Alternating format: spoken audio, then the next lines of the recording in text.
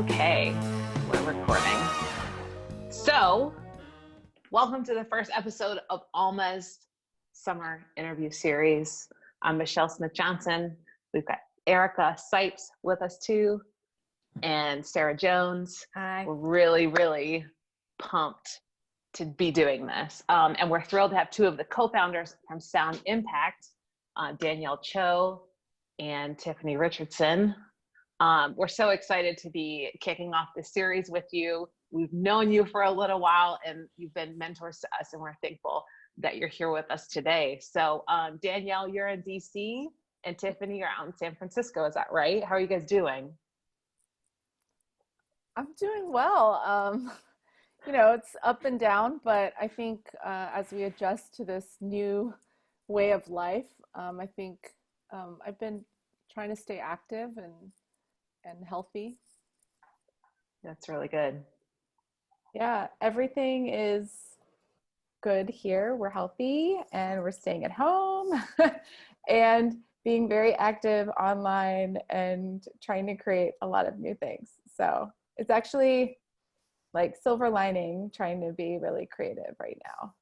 Yeah, that's really good. Chaos. Sarah and I were talking about this the other day, that this time away from everything has really opened the door to creativity and thinking outside of different boxes. So, and there's a lot to cover, so we'll just get down to brass tacks. Your organization does so much for education and promoting chamber music. But how, for people who are unfamiliar with you, how did you get started? So we started in 2013. And basically, Tiffany and I went to grad school together, and the other co-founder, Rebecca Jackson, and I had met at her music festival in California. And so what happened was we wanted to perform this piece that was written about a Holocaust survivor named David Arbin. And it was a really powerful composition that Rebecca had commissioned for her festival. And so we brought that piece to DC, and the three of us played in the ensemble, and it was just a really powerful experience where we connected with our audience and also brought together other Holocaust survivors. After that performance, we had a conversation and we're like, we want to keep doing this. It was like playing chamber music with each other, but also using music in a bigger way. So how could we connect with audiences just beyond the notes? And that also started our project in Costa Rica, which actually Rebecca and I had gone to Costa Rica and visited a school prior to Sound Impact forming. And we went to this school that was sort of like an El Sistema based program where it's offering free music education. And the response that we got was so great. Rebecca and I were like, we need to keep doing this. And so that was right around the time when Sound Impact started. On our first year, we organized our first tour to Costa Rica, where we performed all across the country, giving free master classes. And that's, grown annually every year into one of our, we started our own international music festival. And that was last January that we had our first big festival with 40 string players. And so I think with that project, that's been one of our biggest successes, but to really see how over time we can make an impact in a country like that. That's awesome. That's so great. Really great. So you guys have a really active social media presence too. We keep up with you on social media, and you've moved some of your education to virtual classrooms because of what's going on in the world right now. And like including your Ukes and Friends class. So can you talk a little bit about that and who came up with that idea and how that's going? Because it seems super cool. So before the coronavirus, last summer, we actually started a ukulele camp with Jessica Samus, who leads the Ukulele Initiative. She is actually Jessie and I played in quartet together when I was in middle school, she was in elementary school. So my very first chamber music experience as a string player was with Jessie. And she came to us because she has been playing the ukulele and she had really exciting ideas for bringing this into Sound Impact's work. So we worked with her to develop the idea for the summer camp, and that was a ukulele and songwriting camp. And then through a new partnership in 2020 with Danielle's church, we were able to start an in-person class called Little Ukes. And when the coronavirus happened and we had to start canceling the classes, we've just found a way to just put it online, just as a one-time replacement. And I think at that point we took it into the Zoom room and it just kind of from there, we realized that the format was working well and we could offer this to more kids and, you know, across the country and maybe even, you know, around the world. So now Little Ukes and Friends, which it has evolved into, has different guests. Thank you, Michelle. You were on last week, I think, to introduce the clarinet. It was so much fun, and they were so cute. The kids, it's really amazing to see how they respond in this class, even though it's on Zoom, how much they're learning. We get, you know, photos and videos from the parents, like with what the kids are doing behind the scenes, you know, like between classes and how they're like telling everyone all the chords they know and singing their own secret songs. And like, it's just really amazing that they're progressing, even though it's in this, you know, this type of format, which is very different than how we would typically learn music or really anything. And so it's a great opportunity to keep the music education going and introduce new instruments. And we can bring in guests from all over the place, which is really exciting. And we also, Jesse does a book reading each time. So we're being able to tie in that element as well. So it's just exciting to be able to bring together all the different facets of what's happening. Yeah, and I'm sure that's really helpful with you know, the education piece of it too. So they're incorporating literacy and music all in one lesson. It was so adorable. I remember this little boy was playing his ukulele and then his little brother like came out of the screen. It was awesome. I had to mute my microphone and laugh. That's really awesome. And, you know, kind of going along with the whole education theme, we noticed that you had a fundraiser recently, and I think it's still going on, for a new program that you want to put online, and that's your time travel program. That's something you've been doing already in the schools, right? And tell us a little bit more about that. Yeah, so Time Travel Through Music is a program that we've brought to, I don't even know how many thousands of children, also in Roanoke through the Roanoke Symphony. And we also have partnerships with the National Symphony Orchestra here in Washington, D.C., and Music at Cole Mansion in the Bay Area in California. And so this program has been seen by so many kids. It is a really fun program that takes kids through different time periods, teaches them about different styles and composers. And we're hoping to, well, first of all, our Giving Tuesday Now fundraiser was an amazing success. Thanks to so many old friends, new supporters, and old ones. We were able to reach our $5,000 goal in, I think, 2 days. So wow, that was congratulations. really, really exciting for us. And what we plan to do with this, you know, our campaign's called Sound Impact Goes Digital. So one of the components is to create a series of 10 educational videos that is going to highlight through the Time Travel Through Music program.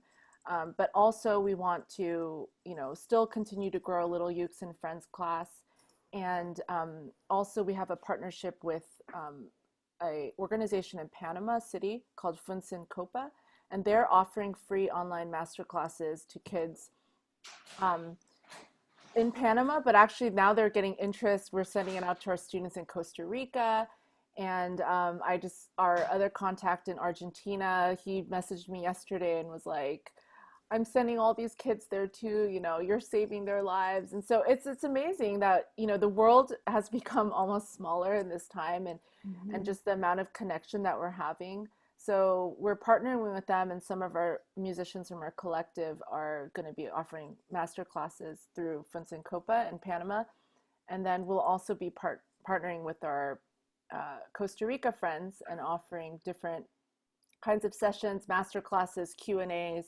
I did one last week with Juan Jaramillo, another violinist in our collective. and we just talked for a class of 40 Costa Rican kids about different topics of how to practice, and about our organization and how we got started, just like we're doing here today. Wow. That's really great. So, well, I've always been especially inspired by your work abroad, especially in Costa Rica. And you talked a little bit about that before, but how, maybe you can expound upon how it's grown from the very beginning, and how many times you've traveled there. And if people want to help get resources for you to do the things you want to do in Costa Rica, how can they help you? Yeah, so I mean, like I said, we started, our first trip was in 2014, and that has grown every year. I think one of the coolest things that we've done is been able to bring a lot of donations of different instruments and musical accessories to get kids that don't have access to have these sort of instruments and things. And also just providing mentorship and training opportunities. Another really cool thing was a cultural exchange partnerships that we had with the Swanee Music Festival in Tennessee and the National Symphony Orchestra Summer Music Institute.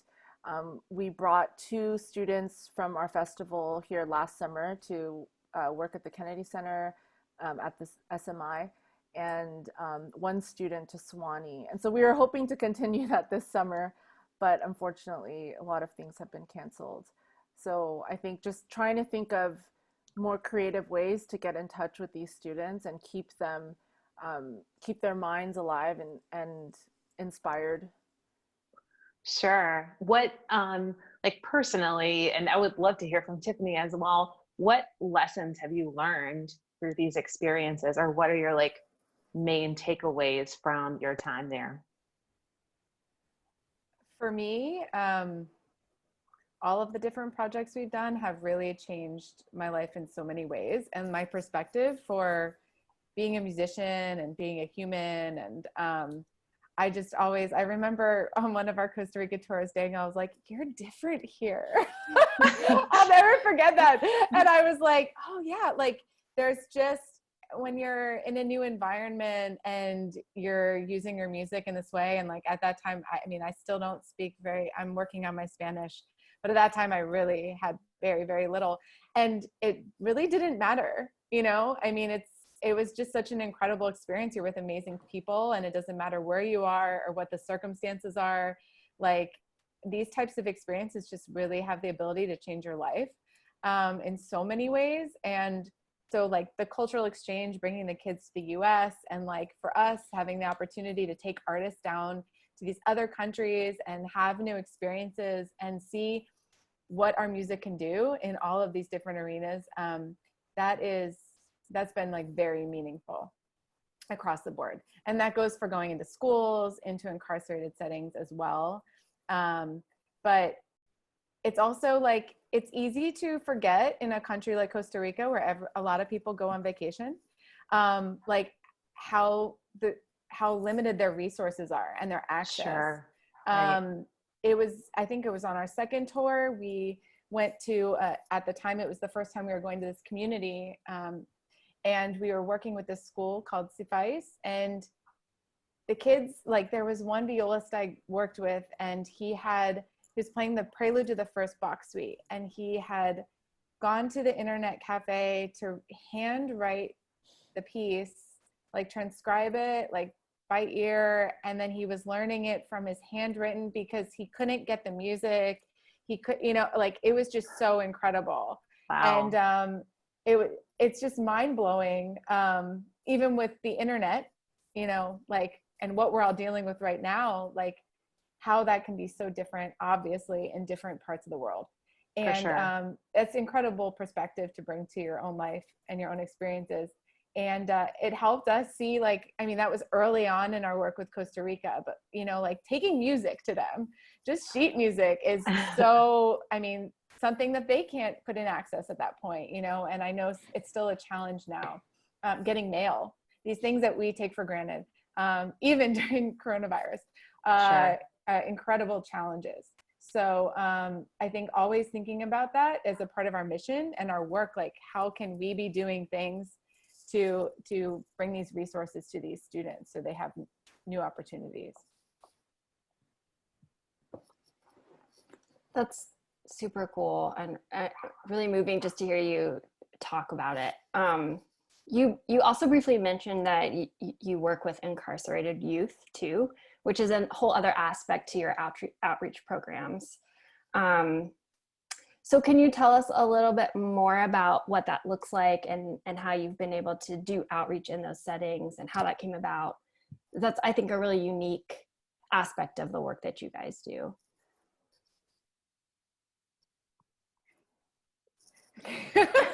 Like we started this work actually in California. Our co-founder Rebecca Jackson, first one of her good friends was doing some mentorship in the Santa Cruz Juvenile Detention Center, and he is an economics professor, and he was doing writing workshops with the incarcerated youth. Wow. And he came to Rebecca, was like, I think they could really benefit from some music as well. So Rebecca and myself and the cellist that was out in California, we went in and we just did like kind of a short program. It was right before Christmas. And then I got to stay a little longer while they went into their writing workshop, and I played some solo Bach while they wrote. And it was just such an incredible experience to be there with them. And I mean, talk about humanizing. Like, I mean, this is, we're all the same, whether we realize that or not. And working in that setting has really, really kind of nailed that for me, even though we're all living in different types of circumstances.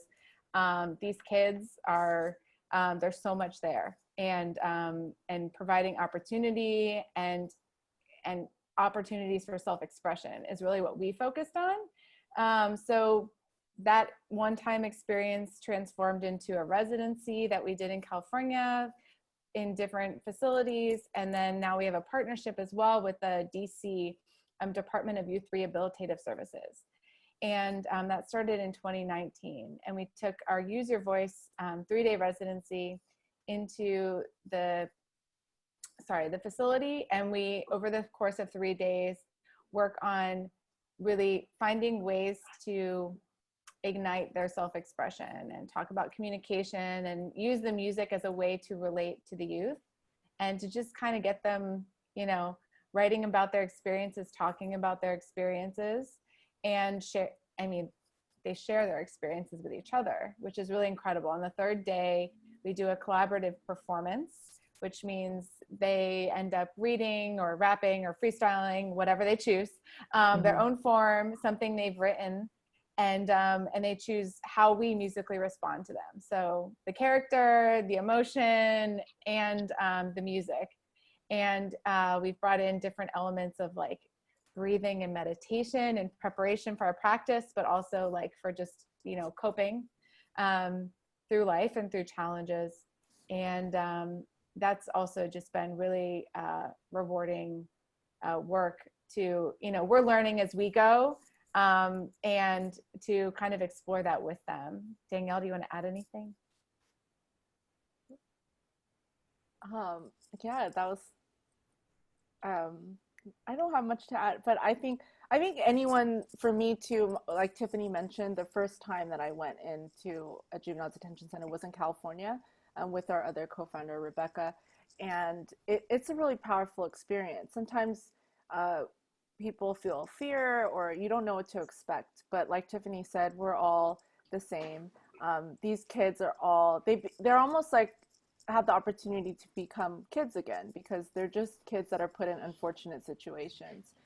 And, just to have the connection, I think one of my most powerful experiences in a juvenile detention center was in California, in Santa Clara, where after on the day 3 of completing a residency with them, when they created their own works, and one girl had stayed up all night writing like pages and pages of her life. I mean, it was like a poem, but it was about just her parents, about all the struggles she had gone in her life.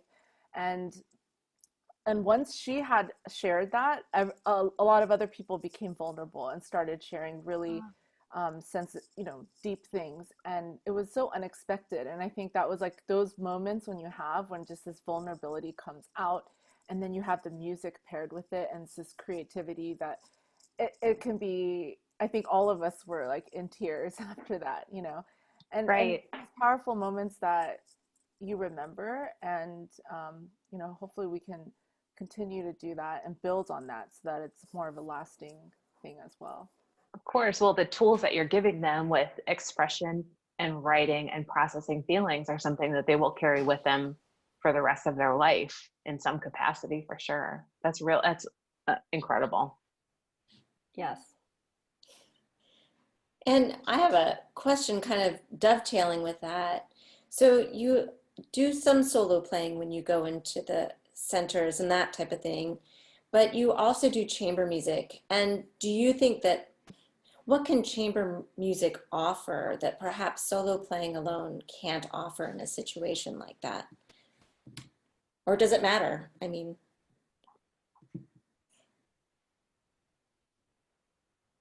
That's a good question. I personally think any musical like formation, whether it's solo or chamber music, can be powerful, depending on the musician and who your audience is. But I think, we didn't mention that we are a collective of musicians. So sometimes people see us as the three co-founders, like we're a trio. But actually, we're a collective of many different kinds of musicians. A majority, I would say, are string players, but we also have brass and woodwind and different. And we're growing, and that's really exciting for us. And so I think for me, chamber music, especially in different formations, always brings something exciting and unexpected. And that's kind of the draw of going back to 2013 when Tiffany, me, and Rebecca had talked about let's do this. It was because of our love of chamber music that really gelled us together. And that's why we wanted to take it further. And it's something different from an orchestral experience, which can be, just as powerful or even more in certain ways because of the numbers. But I think chamber music, it has the power to reach these small, intimate settings as well. And that's something that I think we all love doing. And it's interesting to see how the chamber music is like a real lab for communication and teamwork and collaboration. So those are all things that we like talk about in the residency because we can role play them. and you're a chamber ensemble, like it takes so much like, human psychology, balance, and all of these different things. Right. And that's, it's really great to be able to talk to them about conflict and teamwork and how to deal with those kinds of things that come up.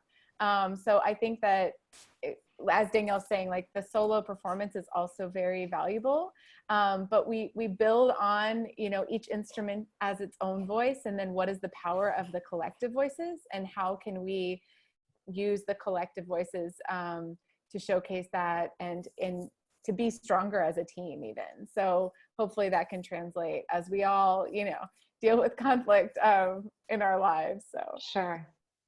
That's awesome. So good.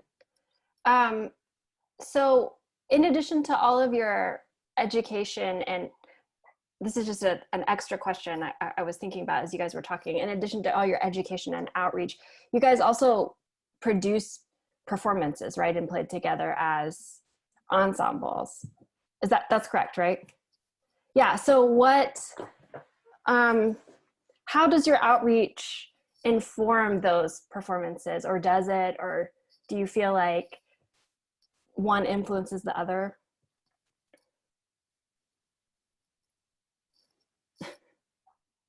Tiffany, you want to go? It's like chicken. It's like he's gonna go. That's a really good question. And this is something that like we continue to talk about as we've like evolved, and like from the very beginning, starting with the piece about David Arbin, that was, storytelling. And we even thought at that point, like maybe our mission is about storytelling through music. And I think that's definitely like a part of it. but I think it's larger than that. So, well, Danielle was just designing this really amazing program in March that was to take place at the National Gallery of Art in Washington, D.C. that got postponed when coronavirus shut everything down. And I would say it's a mix. It's a mix of performances that echo the community engagement work we're doing.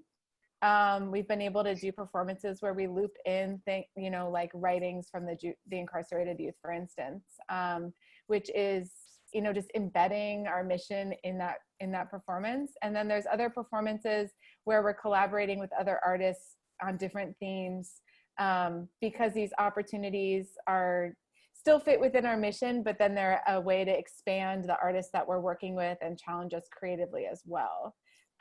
Danielle, what would you add to that? Well, I was just reminded, Tiffany is really good about when we're like reviewing whether we're going to accept a project. Now she's like, wait, guys, does this align with our mission? Like, how are we serving our mission?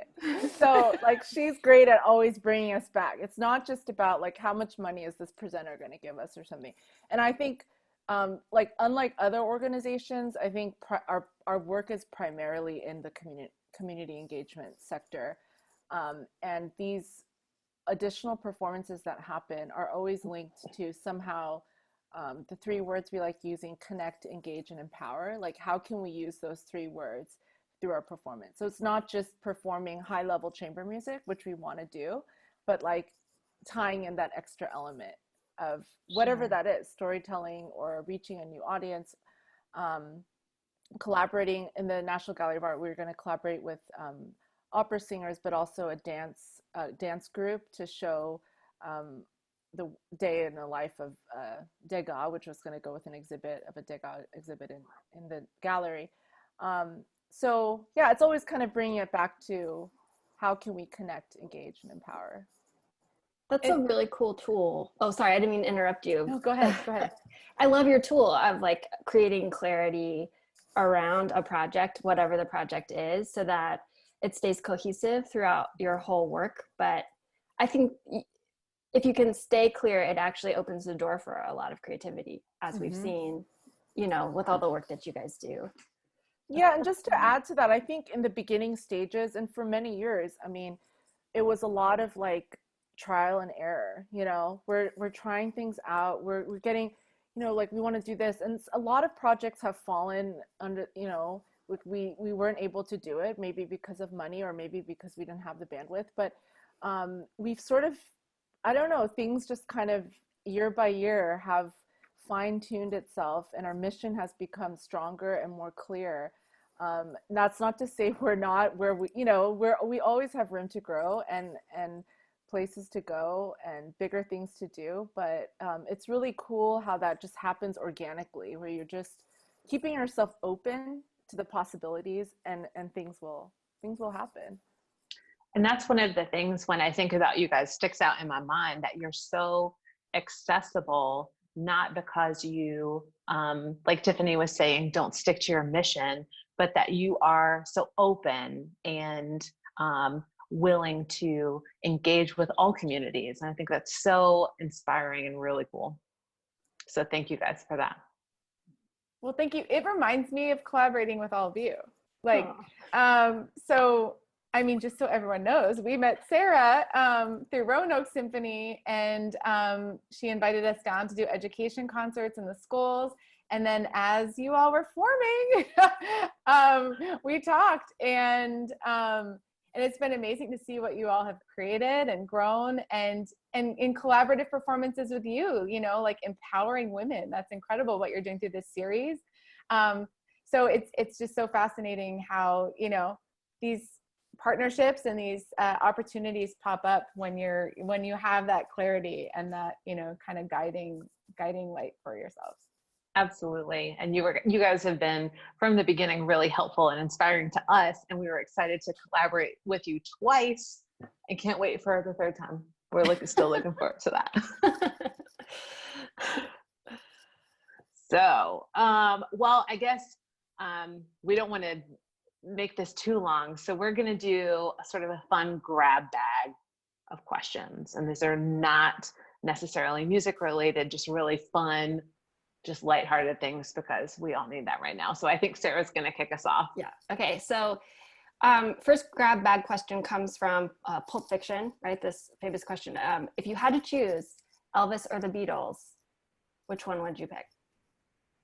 Beatles. Beatles. Beatles. What about you guys? The Beatles for sure.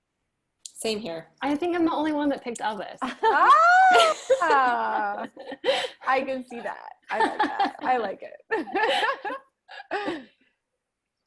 The next one is, if you weren't a musician, what would you be?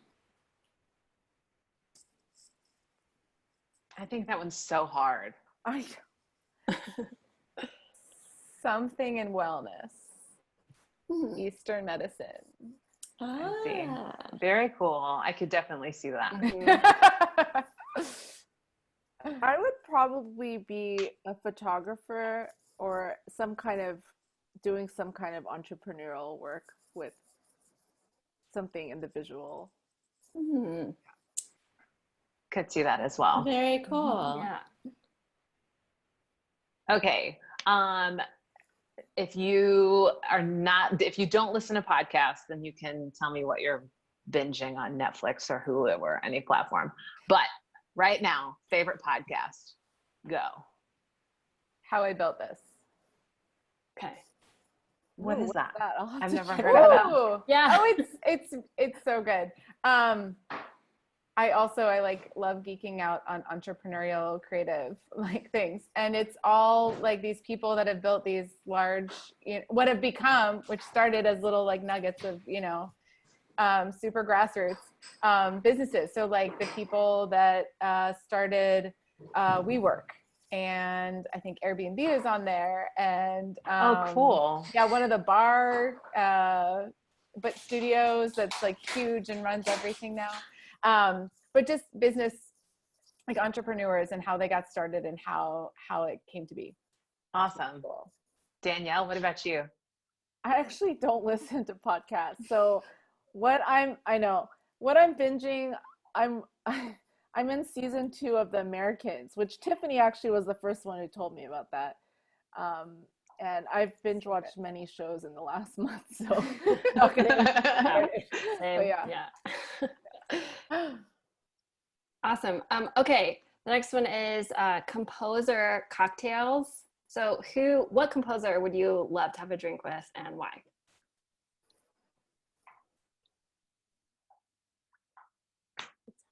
It's a tough, it's so hard. It's like asking who your favorite composer is. How do you answer that? Yeah. Danielle, you have to go first. No, you have to go first. I'm still thinking. I would say Mahler. I would, I've always been scared to play Bach. I don't play that much Bach, but I've been playing Bach almost every day during this quarantine period.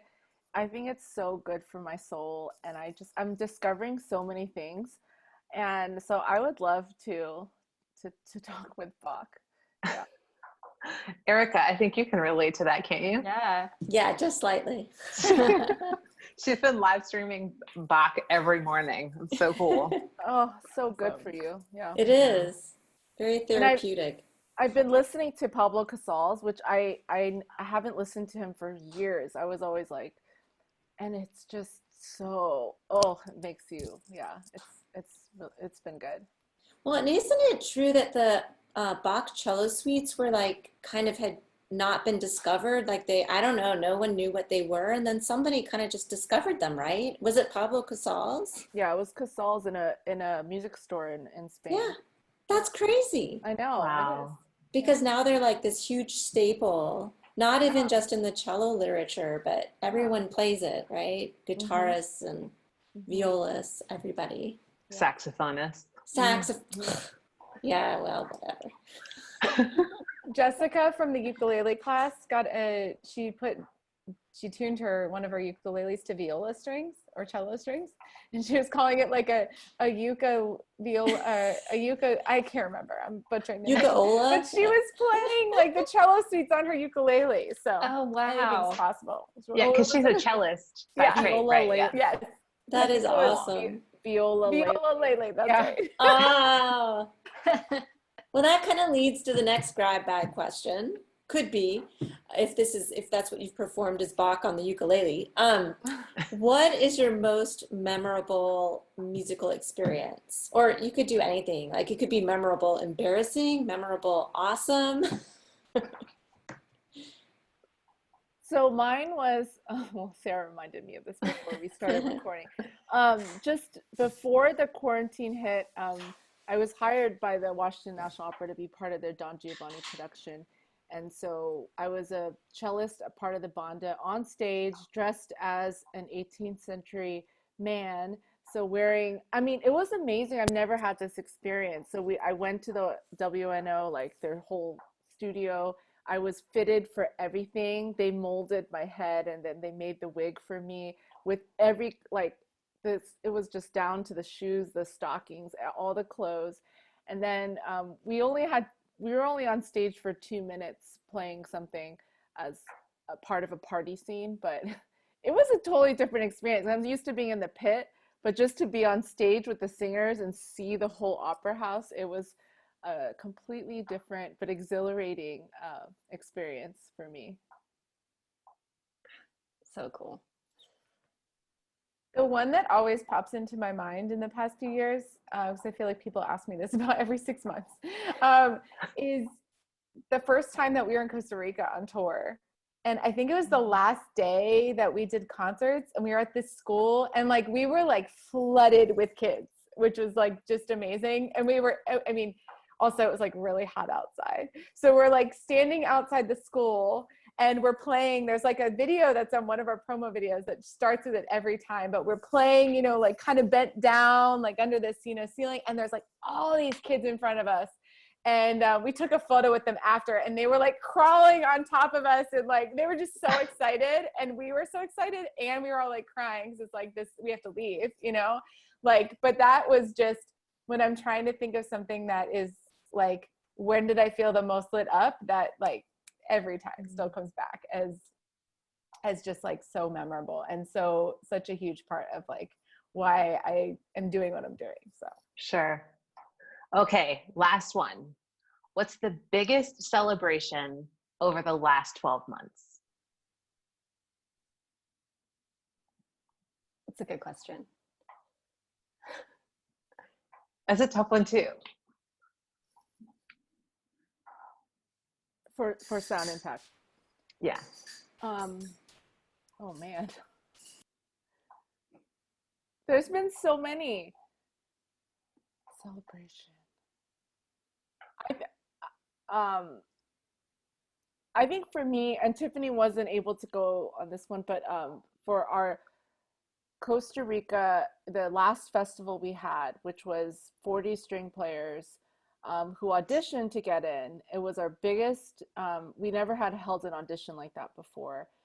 And the first day that we had a rehearsal in this rundown, you know, it's in one of the poorest neighborhoods in San Jose. And just I don't know, it was such an emotional experience just to have these kids, for this community especially. And I think then the week culminated in a performance in the cultural center in the city center, and it was just so beautiful. It was really, the kids, how much they got out of it in a week. And the final performance for me, I think, was one of our, like, just thinking back and just talking about it through this past hour, I mean, it's amazing, like, where we came from, like, just from that conversation Tiffany, me, and Rebecca had.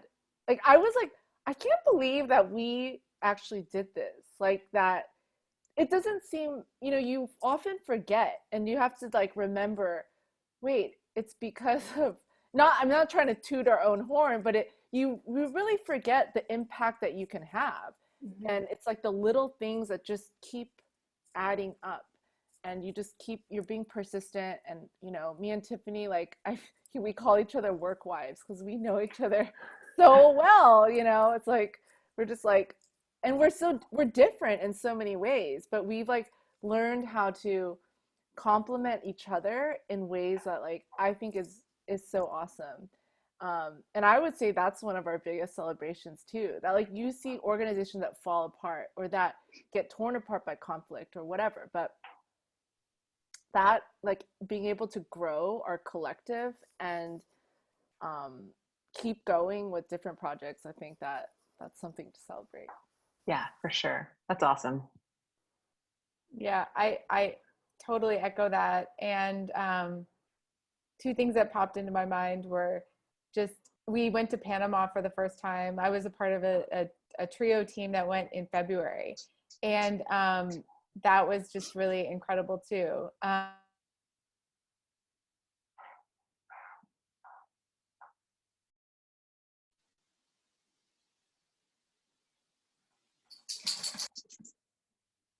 think, Oh no. yeah, I think she froze.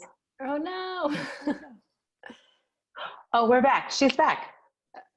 Did I freeze?